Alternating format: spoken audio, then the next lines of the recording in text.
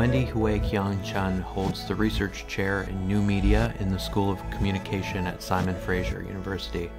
She's also the director of the Digital Democracies Institute there.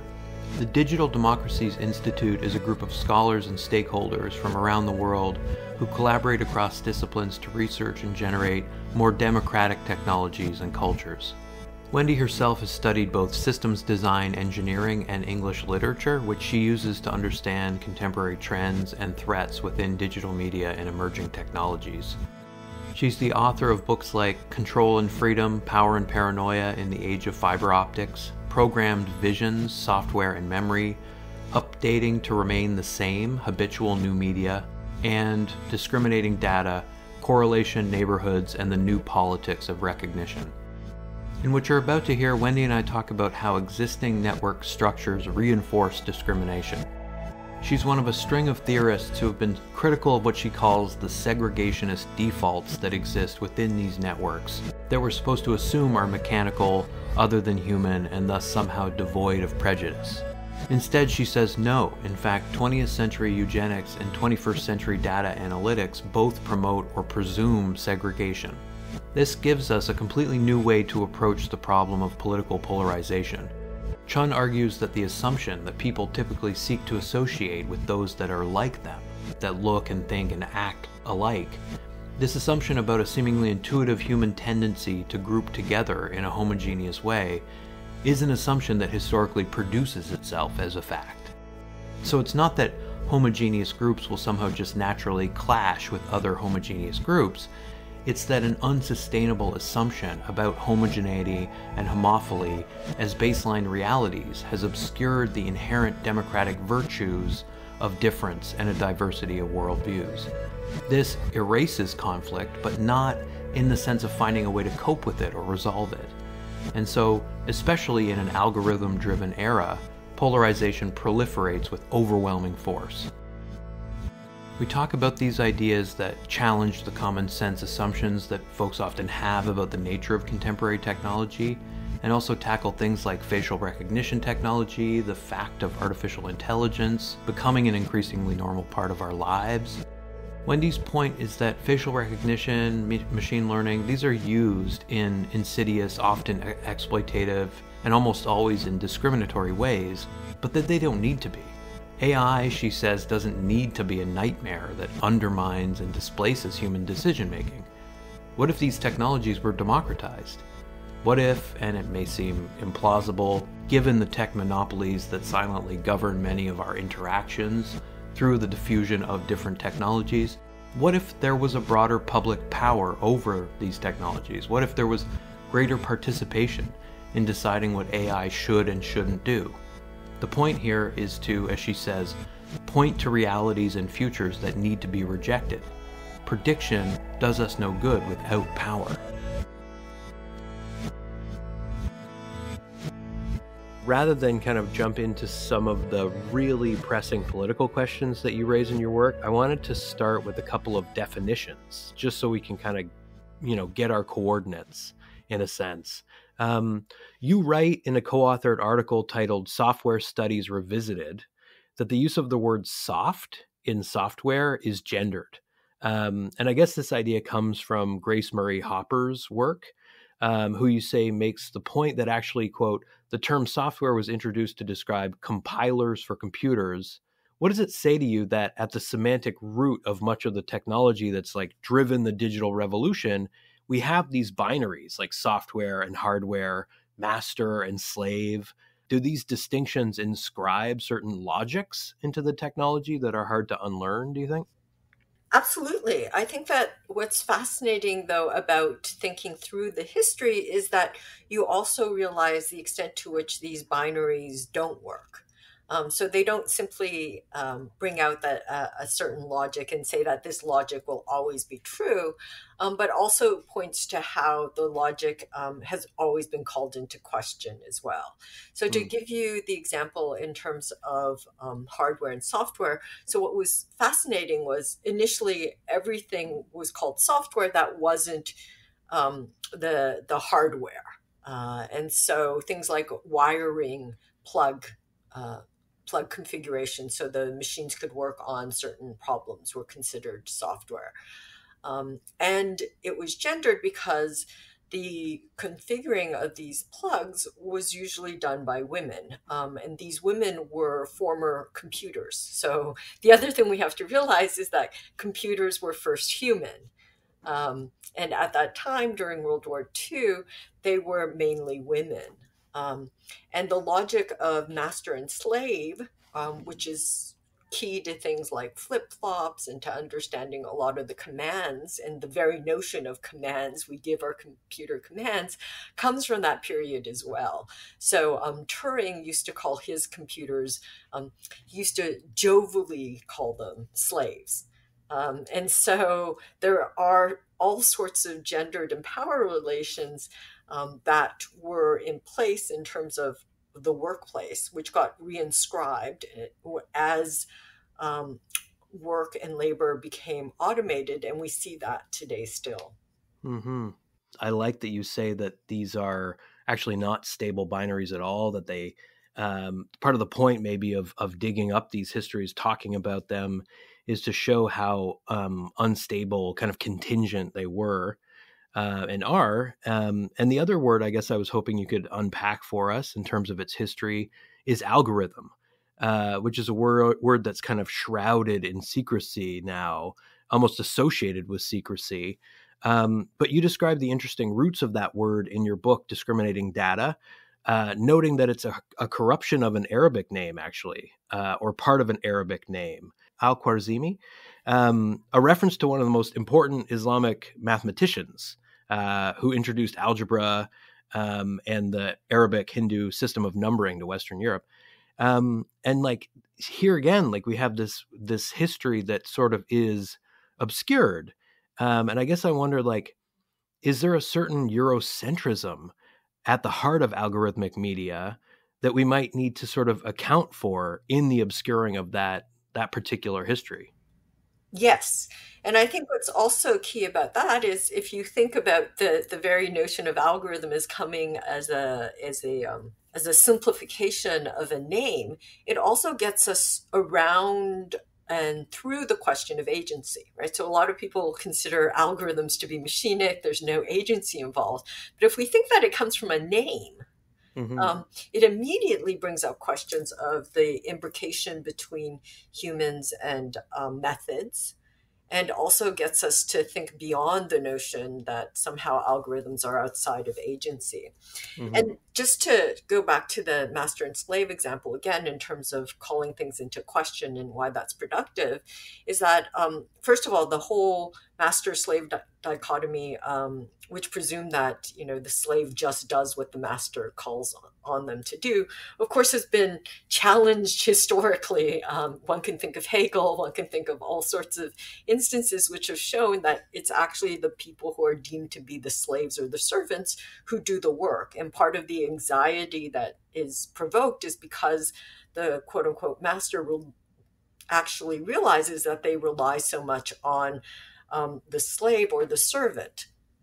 And so if you think through that and the implications of that, so first of all, the women who were doing the work of wiring, et cetera, were key to the whole operation.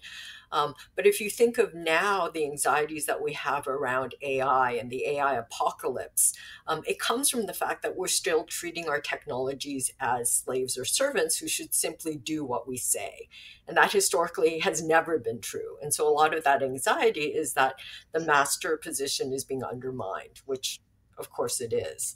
And so I think that going and thinking through these historical instances and bringing out these contradictions are so key, because a lot of these anxieties or contradictions that were there from the very beginning still are with us today and point towards the ways in which technology is never simply a thing in of itself, but is always intertwined with questions of society, culture, and power. Yeah, and just to kind of amplify something you say in discriminating data, like it's not just that algorithms are definitionally based in sort of mathematical calculation. You talk about how it's also true that algorithms come from medicine, where yes, there's an individual making a diagnosis, but that diagnosis comes at the tail end of an enormous amount of training and the learning of methods for determining, health and illness. But it also, if it's proper medicine in the sense of like trying to radically include patients in their own diagnosis, it's also a kind of reciprocal thing.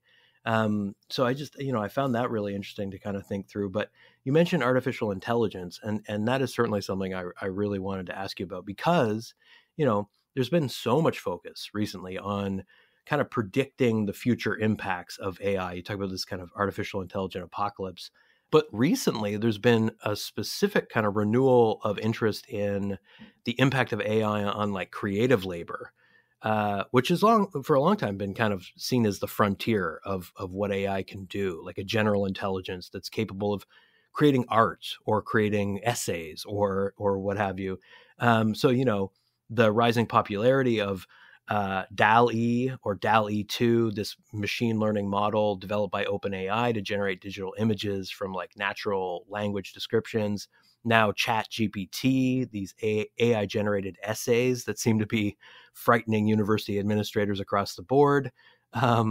What I like about your way of thinking about artificial intelligence is that it is not necessarily buying into that apocalyptic rhetoric. Like you're pointing out, as you say in Discriminating Data, that there's no need for AI to be a nightmare of robots like usurping human decision making. It can, and you say it must be, quote, about broad participation in deciding what AI should and shouldn't do, not only in terms of human values, but also environmental ones. So that seems to me about basically the means of production, about labor. And there's so much invisibilized labor, of course, involved in automation that it's unbelievable. I just read today that Vice, is reporting that workers in Kenya are working for like $2 an hour, trying to parse thousands of lines of prose that might be traumatic in order to make ChatGPT function ethically and effectively for customers. This is just a roundabout way of saying, like, I agree that it can and must sort of serve certain functions that it doesn't now serve. But in what ways do you see basically neoliberal capitalism as the primary barrier to these technologies being democratic, liberatory, reparative, and those kinds of things? Yeah, I think there's such a long history and so many different ways to get at your question. I think that what I've been inspired by is the work of people like Jason Lewis, and the folks that he's working with in terms of the Indigenous AI Protocol, as well as their very influential article, Making Kin with Our Machines, which argues that we need to fundamentally rethink what we think artificial intelligence and our machines to be, that this is an opportunity for us to move away from this really detrimental master-slave relationship with technology, which is which again is linked to both the idea that AI will be both the nightmare or the savior. Right? Mm-hmm. But this desire to have technology as the savior or the nightmare is linked to notions of progress, is linked to notions of the desire to make our societal and political problems ones that technology can fix for us. That somehow we can take racial discrimination, for example, and say the problem with racial discrimination is that humans are biased. And so in order to solve this problem, we're going to create these machines that don't see race, right? And this was the logic behind something like Compass, which is a very controversial risk assessment program that's being used by some US courts to determine both parole and sentencing. And it was introduced initially as a way to alleviate racism and bias. But it's been sued for being racist and biased. And part of that problem, of course, is that not only is it trained on incomplete and biased data, so what people have to realize is that when machines predict the future, they're not, and people say, oh, this has been validated to predict, the future 95% of the time. They've been validated by their ability to predict the past and not the future, right? So data that's usually put aside during the training phase, either within the same set or out of set. So what's happening is that the future is being reduced to the past. And so if the past is discriminatory, it's not just that these programs themselves will make discriminatory predictions, but they'll only be validated as true if they make these discriminatory predictions, right? So there's a whole sort of logic and shutting down of the future, which is crucial to all of this. But you also bring up the question of labor, right? And the fact that the whole sort of mechanical turking of AI, where people think that somehow this is all automated, and this is fascinating. Whereas you point out that, there's a whole slew of people around the world who are working on content moderation, et cetera, and other things in order to make this appear machinic and seamless. And so that, really opens on to the questions that I wanted to raise about what is in some ways the kind of like political core or thrust of much of your work, which is the effacement of a certain, as it were, like white supremacist invisible hand that drives so much of the sort of data revolution in carceral technologies. And I guess I wanted to start on that thread by asking you to kind of reflect on some of the people whose thinking and writing and organizing has most affected your own thinking. It seems like Ruha Benjamin is a really important touchstone. Benjamin has this influential notion of the new Jim Code that you draw on when talking specifically about the kind of eugenicist persistence of racism through machine learning and other algorithmic technology. Like, so when you write about, quote, the segregationist defaults embedded within current network structures, and about how 20th century eugenics and 21st century data analytics both promote or presume segregation, I see you as very much thinking with Benjamin on the problem.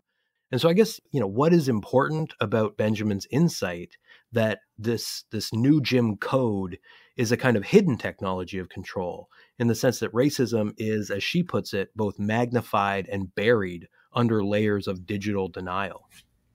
I think Ruha's work is fantastic. And I would put also as fellow travelers, many others such as Virginia Eubanks, Sophia Noble, Andre Brock, Moya Bailey, Lisa Nakamura.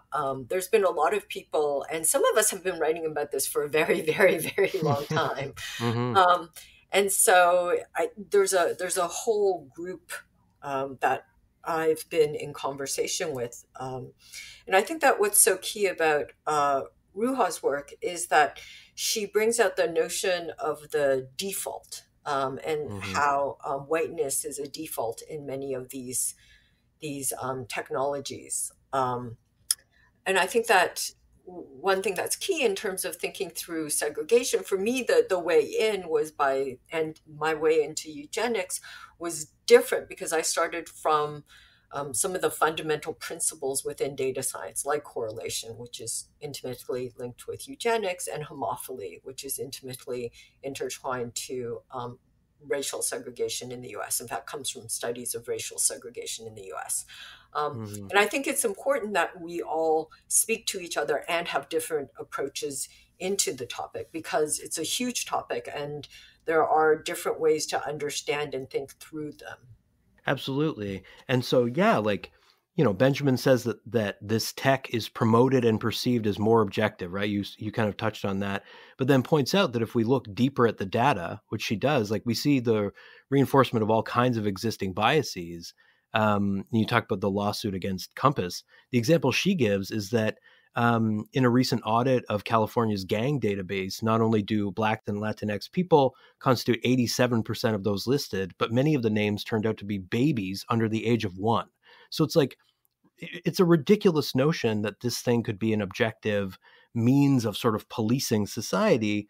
But as she says, like, no one ventures to explain how this could have happened, except by saying that some combination of zip codes and racially coded names constitute a risk.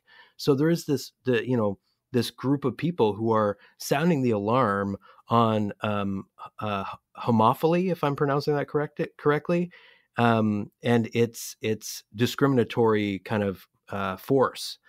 So yeah, I mean, you say in your essay from Pattern Discrimination that networks, because of their complexities, noisiness, you're talking about like real networks, real social networks of actual people, because of their complexities, noisiness, and persistent inequalities, foster techniques to manage, prune, and predict. That strategy of simplification for the purpose of prediction is incredibly insidious.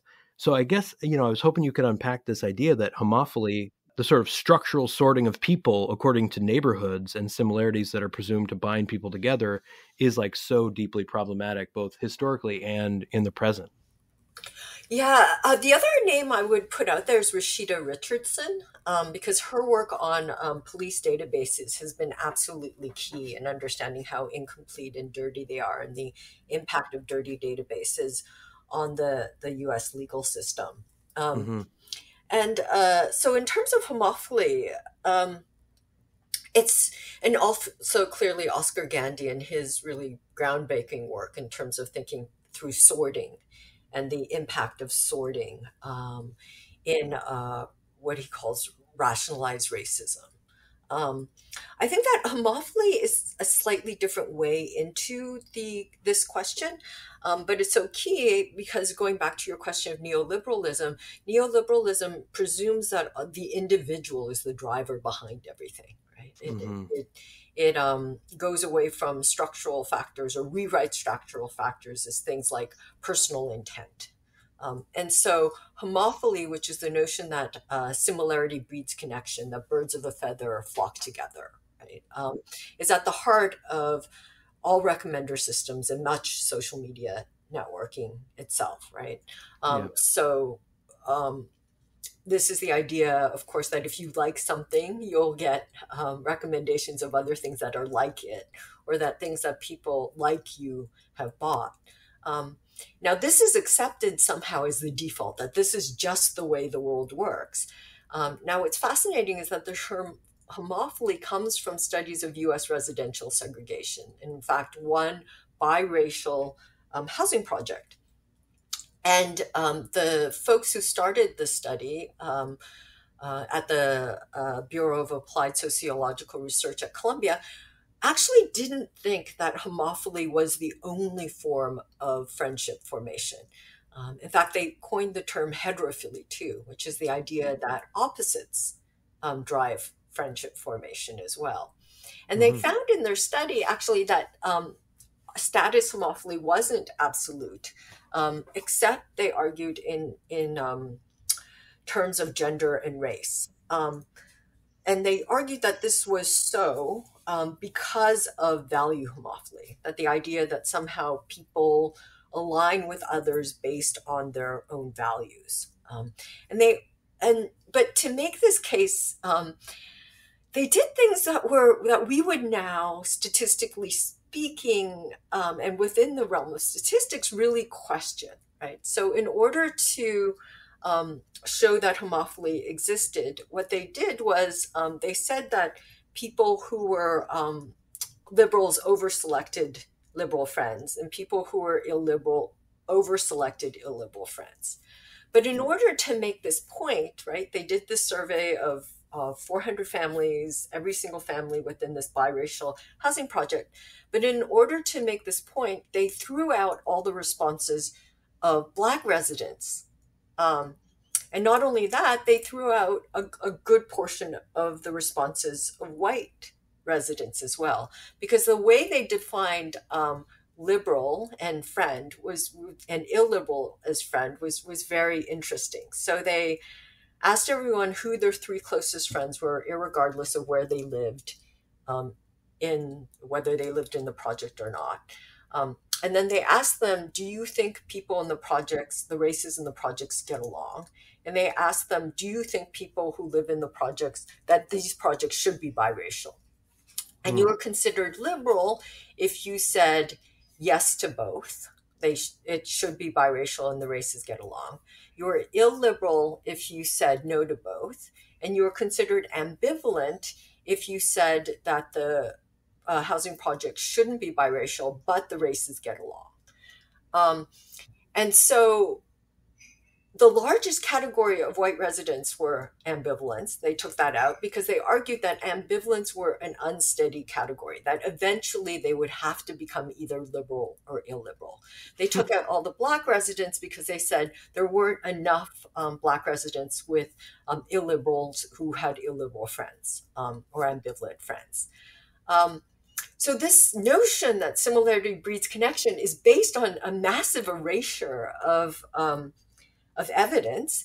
And on top of that, what they say in the published article themselves is that if you take a broader look at the data they gathered, because they also ask people if you have acquaintances in the projects, and the people you visit, etc., that the larger picture was far more complicated, and there were cross-racial and cross-gender friendships. Right. So what we're having right now through this notion of homophily is an amplification, not simply an amplification of a historical situation, but a distortion, because what you're doing is taking only one piece of a very complex picture, but making it the default. Mm-hmm. That's fascinating. And not just narratively, but theoretically, ideologically, like the idea that we now inhabit this reality that is hard to deny of sort of unprecedented political polarization because of, as you say, a massive erasure of evidence, a kind of subduing of the noisiness of networks, and the imposition of a specific kind of imperative on the messiness of social reality. And you frequently come back to the messy problem of political polarization in your thinking. Like you're adamant that homophily as a baseline assumption actually erases conflict, but not in the sense of like dealing with it. Homophily or this assumption that people, seek other people like them and stick with those groups, actually makes conflict, to use your term, unsustainable, and a kind of corrosive force in society as a result. Like, this is a problem you grapple with, especially in the coda for discriminating data. Could you explain why you feel like assuming we should have a world without conflict actually leads to bigger and more violent forms of conflict? And what role, I guess, social media and this sort of digital revolution plays in maybe like sorting us into these camps? Yeah, so to tie this back into what I was saying about homophily, the weird thing about homophily is that it was justified. It's usually justified in terms of comfort. The idea that you're more comfortable around people like you, and this is why homophily exists. But think about that for a second. I mean, family holidays where people who are, have genetically and culturally the same are sites of great discomfort. And as well, when Facebook limited the people's feeds more to friends and family, what happened wasn't less disagreement, but more, and more toxicity. So one thing that I'm trying to do in terms of understanding conflict, the necessity of it, and its relationship to polarization, is the weird way in which the desire to segregate people into these quote unquote comfortable clusters creates what I've called comfortable clusters of agitated clusters of comforting rage, rather than the kinds of productive disagreements that are part of democracy. So what the example I always use is the classic high school experiment where you have some iron filings and then you stick a magnet underneath. And so what happens is you move from a mass to an actual network. What you see emerge is a network, because what's created are certain gaps from which lines emerge. And at the two clusters, what you have is both repulsion and attraction. And if you look at these at the pole, right? So you have a whole bunch of iron filings and they're clustered together because they're so attracted to their opposite, right? So here in social media terms, it's often hatred of the opposite that brings everyone together. But they also repel each other because they're all the same, right? So this is why they flare out. And so what's happening are these like really angry clusters or agitated clusters that are maintained through this hatred or of the other.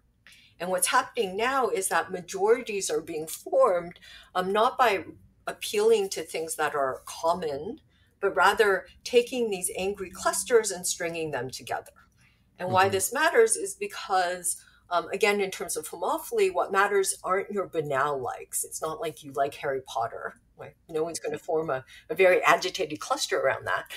What they're going to form a cluster around is something that seems a little different, something that seems a little stigmatized or odd, right? And that from that, you build these angry clusters, which then are linked together. I like to think about it as in terms of beads in a necklace.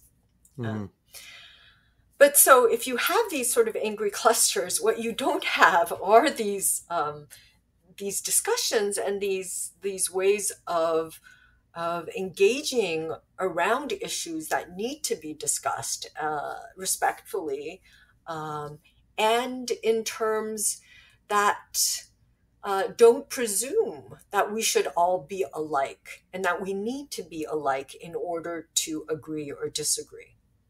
Right.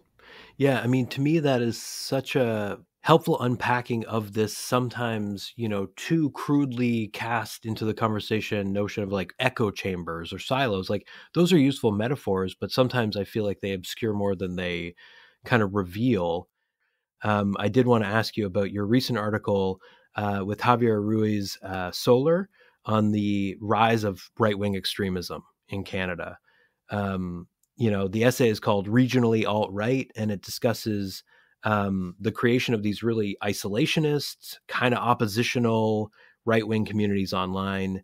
One of the main points that you and Soler make is that Canadian alt-right movements often soften their message by focusing on the preservation of Canadian values, and that a huge part of this is stressing the idea of oil as lifestyle. One of the most commonly tweeted words within the issue public that you're studying, organized under the rubric of Wexit, was oil. I wondered, does identifying the substance, the resource, oil that's at the core of these values kind of help you diagnose what the movement for, as it were, freedom, a specific freedom in certain parts of Canada and certain provinces is about? Like, can we kind of try here to name the exact sort of lifestyle or exact sort of freedom that is being so militantly protected? Yeah, there's so many ways into that question. But I think that question, if to think through, there's two questions there. One is the question of resources, right? And that goes to some of the earlier questions that you've raised as well, because behind artificial intelligence and all our technologies, of course, is an extreme use of resources. Yeah. And so it's always been paradoxical to me that global climate change is itself a computational concept, right? So they couldn't even conceive of climate as we do of it now until there was widespread computation. And of course, this requires many resources that are themselves responsible for climate change. And so the whole questions of resources and its impact on these systems are also something that Kate Crawford and Atlas of AI has gone through in terms of minerals, et cetera, et cetera. So there is this question of resources. And in terms of petrocultures and the other things you're describing, this sense of freedom or rebellion, right? Or authenticity. Because what we're seeing right now is increasing weaponization of notions of authenticity, where you show you're authentic, again, by being clustered into these quote unquote authentic likes, which are usually considered things that are things, what makes you authentic is how you break the rules, right? Rather than how you follow the rules increasingly. And so there's a way in which notions of rebellion, of questioning, etc., have been taken up in ways that lead to radicalization.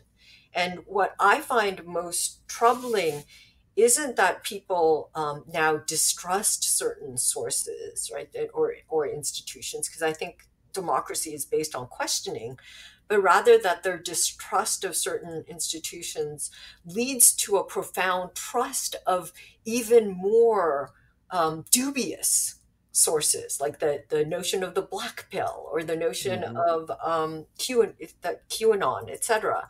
Right. And so I think there has to be a way in which we engage with questioning and understand the importance of questioning, to keep that spirit alive. And so you don't have these movements that radicalize and amplify existing discrimination and make it in such a way that they're answering questions rather than being part of the issue. Yeah. And your thinking on authenticity, especially, is really nuanced. It's like it's about, as you say, the historical and well-known paradoxes that structure the concept of authenticity, and how it's an incredibly kind of elusive notion, and so it's hard to like pin it down. And that's part of the point, is that its semantic content is determined in a really ad hoc way, which is interesting. There is this documentary directed by Theo Anthony that came out, I think, last year, maybe the year before, called All Light Everywhere. And it offers a pretty shocking history of like filmmaking and how it intersects with the history of weapons. He talks to people at Axon, the company that used to be called Taser, that makes over 50% of the body cameras worn by police in the U.S. and many of the advanced weapons that they use. This institution of policing, right, that has undergone an enormous kind of wave of distrust, but then also this kind of reactionary wave of renewing and increasing their budgets. Now, one of the things that is a kind of point of commonality between All Light Everywhere and some of the work that you're doing theoretically in discriminating data is, around talking about the place of French police detective Alphonse Bertillon in the kind of history of criminology, right? Bertillon, you say, had this goal of like authentication, of recognizing criminals assumed in advance to be a stable category, whose characters don't really change, even if their appearances do. And this is, to maybe in a very grounded way, kind of circle back to this idea that we're actually predicting the past with these technologies. Anthony's point is to focus on the assumptions of the person making the composite, but I wondered if you could help us think through why getting a fuller sense of this history of prediction is important for like contemporary social justice struggles, right? Like, is it about questioning the common sense of some of these technologies and encouraging a level of distrust around them? So my background is in engineering, right? So my undergrad degree is in engineering, and then I got a PhD in English literature. And I encourage everybody to cross disciplines. I tell my students in the humanities to take tech courses and people in tech to take humanities courses. And for those in the humanities, I tell them to do this not because suddenly if they, take an engineering course and they learn how to program, they'll understand everything, but they'll understand how much we can't know about technology. So I'm trained as an engineer, and I can tell you theoretically what my computer is doing at every level, but I can't tell you what it's doing right now. And I think that one of the reasons why we need to engage with technology closely isn't because I'm a technological determinist and I think, okay, technology determines everything, so therefore, technology is both the problem and the solution. But rather, it's only through engaging technology closely that we understand the ways in which certain things have become defaults and embedded within our technologies, and also embedded within society. And so one reason why I think we need to look at these predictive technologies really carefully is because they are if they become the default, what will happen is we can't learn from our mistakes because our mistakes have automatically become our future. And that's a profound situation. And it changes fundamentally what history is supposed to be and why we study history.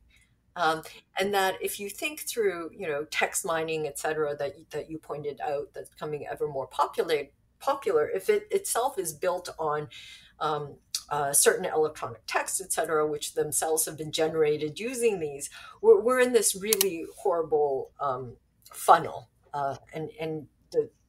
If these technologies are so disruptive, it's not because they've made possible radical new futures, but they close them down. So I think that our commitment to the future is exactly why we should question these technologies. But having said this, I think we should also use them and understand their limitations and possibilities. And for me, the prime example here would be a global climate change model and the debates over global climate change. So what global climate change models do is give you the most likely future based on the past that it's captured.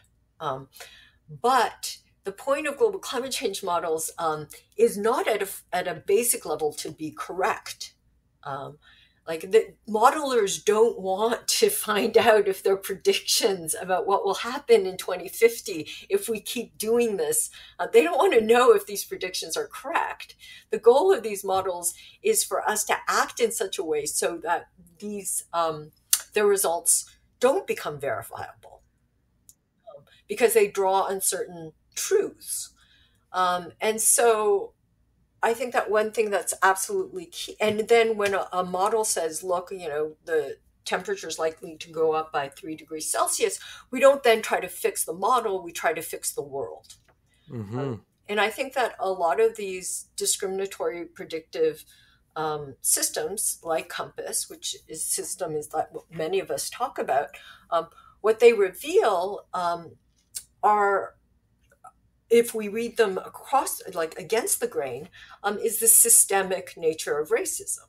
So it shows us if nothing changes, racial discrimination in the sentencing will continue, sentencing system will continue. But not only that, if you think again that the goal of COMPAS was to get rid of individual bias, that the notion of that the judge might skew things a certain way, and studies have shown that individual judges are very impacted by their circadian rhythms. So you want to go in front of a judge you don't want to go in front of a judge before lunch because they'll be hungry and cranky. You want to go after. But if COMPAS got rid of individual bias, what they replaced it with was a systemic bias. And by studying these systems and understanding how things like dirty data and also age at time of arrest has this huge impact, and link that to the over and under policing of certain areas within Canada and the US, you get a far more refined understanding of how and why existing systems are biased. Yeah, and to kind of pick up on the climate change analogy, because you've kind of touched on it a couple times. I find it really interesting what you're doing with that kind of comparison to the kind of persistence of systemic racism in this kind of mode of digital denial that Ruha Benjamin talks about. The overall point, like in my reading of what you're doing kind of politically in your work, is to say that like this is not just a matter of intellectual curiosity, right? Like it is not like the goal is to refuse the prediction. I think that point is so powerful. And you get that point across by making the analogy to global climate change. And to me, it just makes so much sense that, yes, we have like all kinds of scientific models, tons of data on the kinds of damage if we continue on the course of continuing to ramp up fossil fuel extraction, plastics production, whatever it may be. But like what's missing is what we might call political will. So this idea that like when predictions point to, I'm quoting you, realities and futures that need to be rejected, the idea here is that the prediction is not helpful in and of itself. Like what we require, if I'm reading you correctly, is a relationship to prediction that is less fatalistic and more inspired to outright refuse the prediction, to kind of incite, as you put it, like a new world, to create a new world. I this is just a roundabout way of saying, like, I find the model that you offer to be one that is one we can organize around, right? To not merely fatalistically accept these predictions, but to actively do something to combat them, Thank you. Yes. And I think, again, what I would stress is the gap between a prediction and reality is the space for politics and political action. Yeah. And there too, I mean, like, I see lots of analogies between that problem, that incredibly messy circular problem of trying to find an escape velocity for petrocultural forms of capitalism, and this current trajectory that we're on with regard to adopting technology in criminal justice circles. Like, in the book Digitize and Punish, Brian Jefferson argues that as long as, quote, criminal justice technology is produced for profit, newer technologies are bound to make their way to the market. So for him, there's there's a need for escape, there's a need for abolition, but there's not much room for the politics of imagining it, it seems to me. And there is this like capitalist determinism at work there that says, even if something like facial recognition technology is problematized in the wake of the murder of George Floyd and the uprising for Black lives, the market incentivized production of carceral technologies will ensure that they make their way to the market, that they flood society. So, I wonder if you could speak to this, like the immediate moment after 2020 of politicizing facial recognition technology, in which, like Amazon stopped selling the technology and so on, the suppression of the research of people like Timnit Gebru at Google, who exposed the fact that like using facial recognition technology is ridiculously dangerous. And if you could describe for people that may not fully understand yet, like the level of saturation facial recognition technology has achieved to date and what the implications are in terms of trying to employ these technologies in law enforcement. Yeah, so facial recognition technology is like when you go to the mall and you look at the listings, the directory, and it like follows you and you can look at it, or you go to the airport and you deal with an interactive touchscreen, etc. Use facial recognition technology. There's this, it's a way that it's embedded into almost anything you look at. Now, there's problems with facial recognition technology in terms of accuracy and its ability to accurately recognize people, especially people of color. And this is something that Timnit Gebru and Joy Bolami have documented. But as they stress, the point isn't then to make facial recognition technology better at recognizing people of color. Necessarily, the point is for us to question the use of facial recognition technology. Right. More generally. And what I find really interesting is, so first of all, as well, how facial recognition technology operates and what it justifies is the mass collection of all Facebook, Instagram, etc. Images. So anything you put out there. So something like Clearview AI, which has been offered for free to certain police agencies to use, does this massive scrape of social media. And so there's also sort of issues of privacy and capture involved in it, as well as accuracy, because again, it is not that accurate, and also in terms of the predictions that it claims to be able to make. Not just in terms of identifying who you are X, but what you are. Claims around gaydar, etc. But what's interesting about facial recognition technology as well, to go back to your point of what can be done, is that the city of San Francisco was one of the very first, in fact, was the first to ban facial recognition technology used by municipalities, right? And this is, of course, because a lot of people in San Francisco work in the belly of the beast. But what it also showed, but it was also rejected because of racialized minorities who were against the use of facial recognition technology and other carceral technology. So it was a really interesting moment where civil liberties and civil rights came together.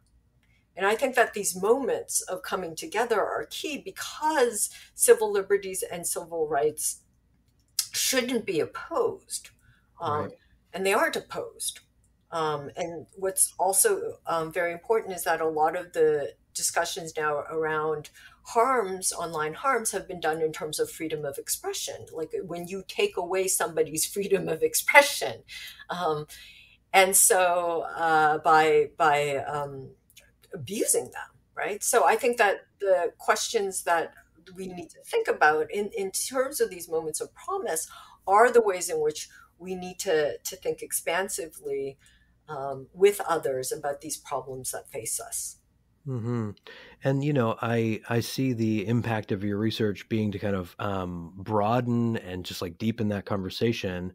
And I just hope for a future in which the kind of research that you and others are doing has like more and more of this kind of ripple effect, this influence on policy where those connections are made.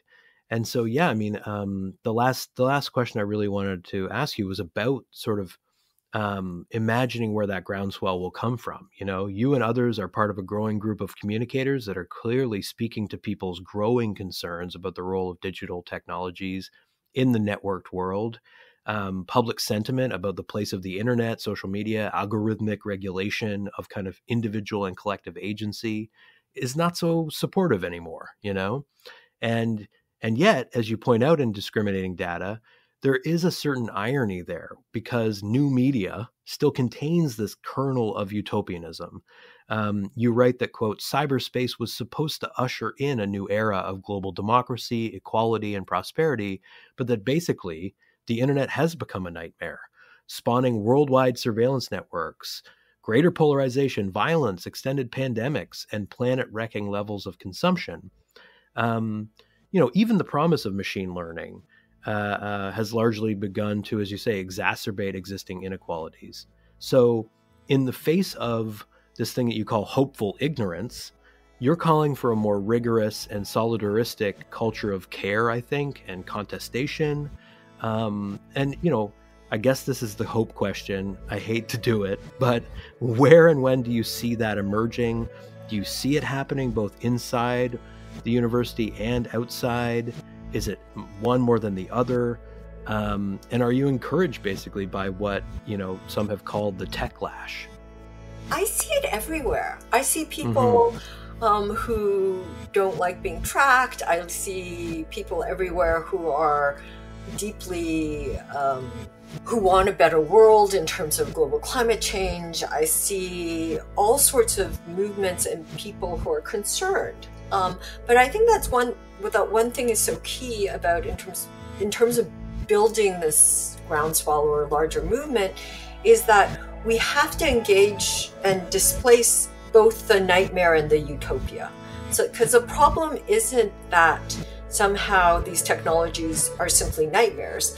The problem is that these technologies have been sold as the solution to problems that people face. So I think one thing we need to do is to take on those problems and to refuse the coupling of these technologies in terms of nightmare and utopia, and rather deal with people's everyday experiences with these technologies, which are both delightful and horrible.